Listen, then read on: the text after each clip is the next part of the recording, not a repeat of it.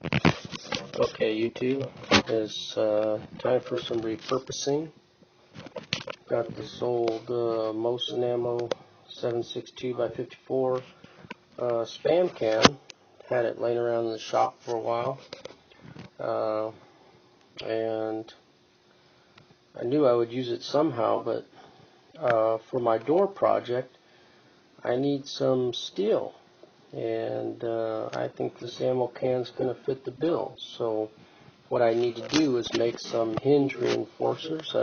If you saw my last door video, I figured out what I'm going to do exactly with that door to reinforce it, and this spam can is going to come in handy. I got some tin snips, and I'll make some hinge reinforcers, and also some where the door jamb reinforcers, and we'll put this used ammo can to good use.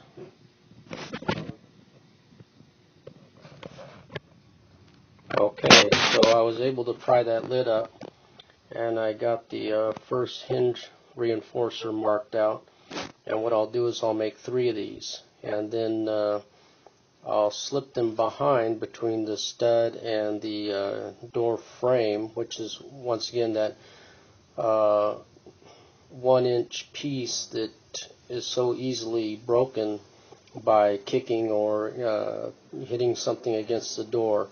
And if you ever tried to get one of these Mosin cans open without the opener, that steel is no joke.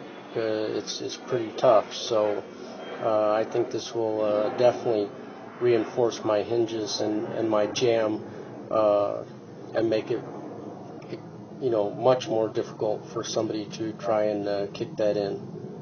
So I'll get back to you when I've cut these, and I'll show you how I'm setting them behind the frame and between the frame and the stud, and then drilling them in. Okay, I got these all cut up, and now I'll go stick them behind the jamb. Really, the exact measurement doesn't count.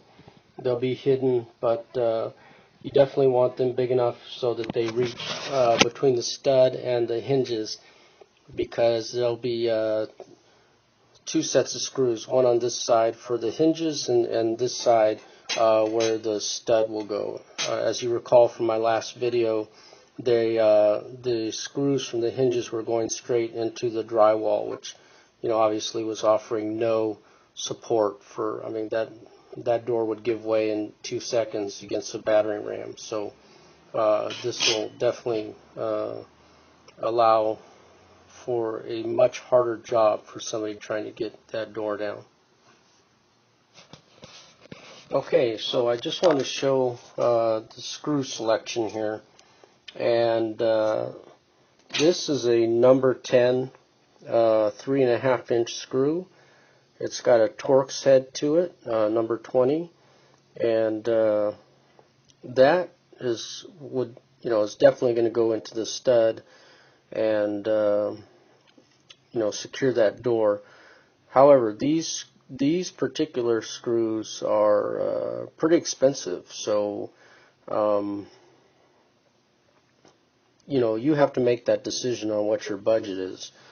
I still believe that this screw, which is a 3-inch normal Phillips head, not quite as thick in the shank as this number 10 decking screw, but I do believe 3 of these will still do the job. The job's to impede the door caving on the first blow, so you have time to react, and the person who's trying to get in has time to think about it. Think about if they really want to face what's behind that door. Which reminds me of The Price is Right. What's behind door number 1? Nothing good. Nothing good if you're trying to break into the house. The only thing you're going to catch is probably some free lead. Okay, so here's our first application. We're going to try and get this squeezed in here between the door frame and the sheetrock, and get it between the door frame and that stud, and once we do that, then I'll drill 1/8 inch pilot holes and get this secured to the stud and then the hinge, so you can see exactly what this is going to provide. Getting these screws behind these hinge to go through this metal is going to be tough.